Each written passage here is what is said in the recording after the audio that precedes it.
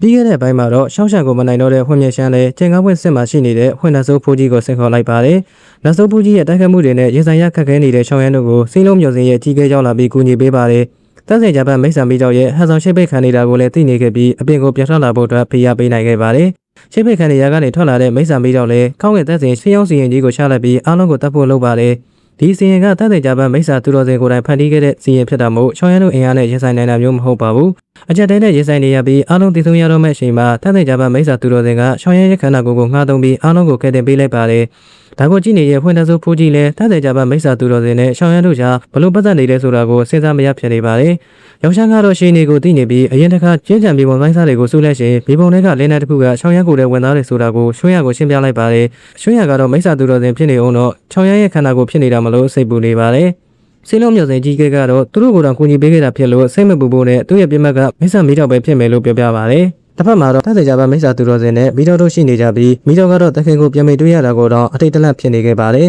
။သူတော်စင်ကြီးကဲကတော့လက်ပေါင်းထော်ကြီးရှိပေးခဲ့တာတော့မင်းရဲ့ကျန်းတဲ့စိတ်တွေကမပြောင်းလဲနိုင်သေးဘူးလို့ပြောလိုက်ပါတယ်။မိတ်ဆန်မိတော့ကတော့သူဒီလောက်ကူညီပေးခဲ့တာကိုတော့တစ်ကိုရှိပေးခဲ့တာမလို့ခွေးကောင်လို့ဆဲဆိုရင်အင်းတွေကတမ်းမြန်ဝမ်းမြူခံရပြီးထိဆုံးသွားတာနေတော်နေသေးတယ်လို့ပြောပါတယ်။နောက်ပြီးမိကိုယ်တိုင်ဖန်တီးခဲ့တဲ့ဒီစီရင်ရဲ့ဆွမ်းအားကိုဒီနေ့ကိုယ်တိုင်ခံစားကြည့်လိုက်ပါလို့ပြောရင်အစီရင်အားကိုနဲ့စတဲ့တိုက်ခိုက်ပါတယ်။တသက်ကြပါမိတ်ဆာသူတော်စင်ကတော့ခေါင်းကိုတစ်ချက်ခံရလိုက်ပြီးဓာတ်တစ်ဖက်နဲ့အစီရင်ကိုရပ်တန့်ပြလိုက်ပါတယ်။အားကိုယ်တိုင်ဖန်တီးခဲ့တဲ့ဒီစီရင်ဖြစ်လို့အစီရင်ပေါ်နားလည်မှုမှာမဲထပ်ပို့တယ်လို့ပြောပြလိုက်ပါတယ်။မဲဒီလောက်ကျန်းနေတာငါမှတောင်းဝဲရှိပြီးအလဲပိုင်းကိုမီကိုသာတောင်းခဲ့ပေးလိုက်မယ်ဆိုတက်ကြည့်တီတီစီပစ္စည်းရမှာမို့ရှိပေးခဲ့တာဖြစ်ကြောင်းကိုရှင်းပြပါတယ်။ဒေါသထွက်နေတဲ့မိတ်ဆန်ပြီးတော့ကတော့အသေးချေတိုက်ဖို့ရည်ရွယ်ပြီးသူ့ကိုယ်သူဖောက်ခွဲပေးဖို့စတင်လှုံ့ဆော်ပါတယ်။သူတော်စင်ကြီးကဲကတော့တတ်စင်ကြပါမိတ်ဆန်ပြီးတော့ပောက်ခွဲမဲ့ဆိုဘယ်သူမှတတ်မရှင်နိုင်တာမလို့လေယာဉ်နဲ့ပေါက်တစ်ခုဖော်ပြီးအားလုံးကိုထွက်သွားဖို့ပြောပါတယ်။ဆွေရကတော့မလိုက်ရှင်ဖြစ်နေတာမလို့ကွန်မြူနတီရဲ့ကြီးကဲကပဲအတင်းချက်ခေါ်လာခဲ့ပါတယ်။ရောင်လုံးတို့လည်းစိတ်လုံးမျိုးစင်ကြီးကဲရဲ့နားချမှုနဲ့တူရှောင်းရမ်းကိုထိခိုက်အောင်မလွတ်လောက်တာမလို့ထွက်လာခဲ့လိုက်ပါတယ်။ဒါပေမဲ့လည်းမျိုးနယ်စုရဲ့ညွှန်ကြားမှုတွေအောက်မှာပဲနေလာရတဲ့ရွှင်းရလဲဒီတစ်ခါမှာတော့ရှောင်းရမ်းကိုတယောက်တည်းမထားခဲ့နိုင်တော့တာမလို့စီးမြင့်တွေကိုမလိုက်နိုင်တော့ဘူးပြောရင်အကြီးကဲတွေကိုဆန့်ကျင်ပါတယ်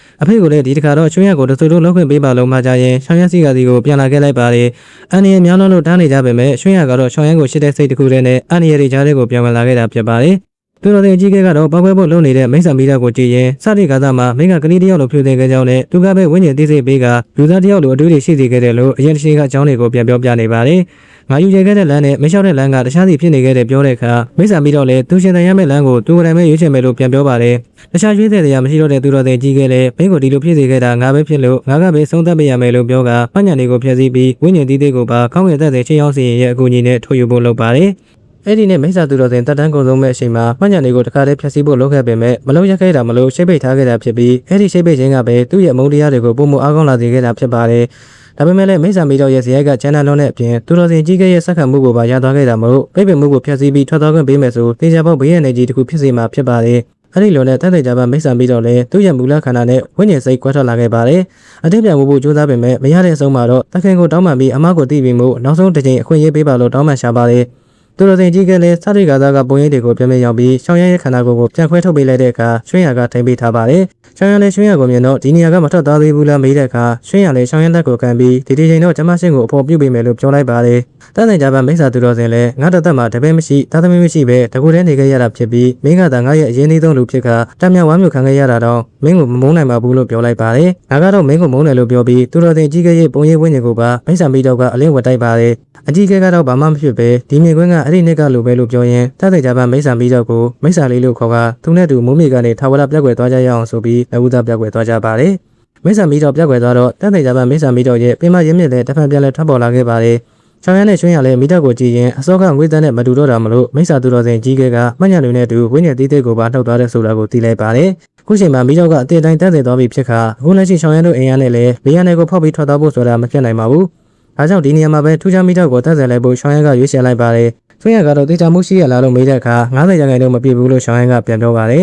။ဒါပေမဲ့လည်းဂျပန်ကိုယူပြီးအပြင်ကိုထွက်သွားလို့ရမယ်ဆိုရင်တော့အားလုံးကဝိုင်းလို့ကြအောင်မှဖြစ်လို့ဒီနေရာရဲ့သူတော်စင်ကြီးကလေယာဉ်တွေကသာရှောင်းရန်တို့အတွက်အလုံးစုံသောလေယာဉ်တစ်ခုဖြစ်နေခဲ့ပါတယ် လေယာနယ်ရဲ့ပြင်ပမှာတော့ကိုမျိုးဆက်သူကြီးကလည်းရွှေရကိုပြန်မခေါ်လာနိုင်ခဲ့တာမို့ခေါင်းဆောင်နေပြီးကိုမျိုးဆက်သူကလူတွေကတော့ကိုမျိုးဆက်သူရဲ့ဆုံးရှုံးမှုကြီးတာမလို့ဝမ်းသာနေပြန်ပါတယ်ကိုမျိုးဆက်သူကလူတွေပြန်သွားကြတဲ့အခါသွားရှာနေတဲ့ချင်းရဲလည်းပြန်ရောက်လာပြီးမိစ္ဆာသူတော်စင်ရဲ့ရှေ့မမှုရှိနေတာမလို့ဝေယတိကျကိုခံမှန်းလို့မရဘူးဖြစ်နေပါတယ်ဒါပေမဲ့လည်းစိတ်မပူဘူးနဲ့ရှောင်းရတာတစ်ခုခုဖြစ်နေခဲ့မဲ့ဆိုသူ့လက်ကအဆောင်အမတ်သားကလည်းဒီတိုင်းတည်ငြိမ်နေမှာမဟုတ်ကြောင်းကိုရှင်းပြပါတယ်ကိုမျိုးဆက်သူကြီးကလည်းမျိုးဆက်သူကိုပြန်ပြီးအကြောင်းတွေကိုစီရင်ခံရဦးမှာဖြစ်လို့ချွေရကိုစောင့်ကြည့်ပေးပါအောင်လို့မှာတဲ့အခါရောင်လုံးကပဲစိတ်မပူဘူးနဲ့သူတို့ကြာစောင့်ကြည့်ပေးထားမှာဖြစ်လို့အကြောင်းတူရှိတဲ့အခါသတင်းပို့မိပါမယ်လို့ပြောလိုက်ပါတယ်။ရှောင်းရန်ကတော့မိတော့ရဲ့ပူချိန်ကိုအနေထားတစ်ခုထိထိနိုင်မှုအတွက်မိတော့အေးစီရင်ကိုပတ်ပတ်လည်မှာရှာထားလိုက်ပြီးတက်တဲ့ကြပါမိစ္ဆာမိတော့ကိုစတင်တက်ဆင်နိုင်ဖို့ကြိုးစားပါတယ်။ထူးခြားမိတော့အဆင့်3ဖြစ်တာနဲ့အညီရှေ့မှာတက်နေခဲ့တဲ့မိတော့တွေထက်အစာပေါင်းများစွာပုံမှုခက်ခဲနေပါတယ်။မိတော့ကိုကန်လိုက်တာနဲ့တင်လက်ချောင်းတွေအကွဲလာပြီးအတိတ်မျိုးချပြီးတက်တင်လိုက်တဲ့အခါမှာတော့ခန္ဓာကိုယ်တွေကသွေးကြောတွေပါစတင်ပျက်စီးလာပါတယ်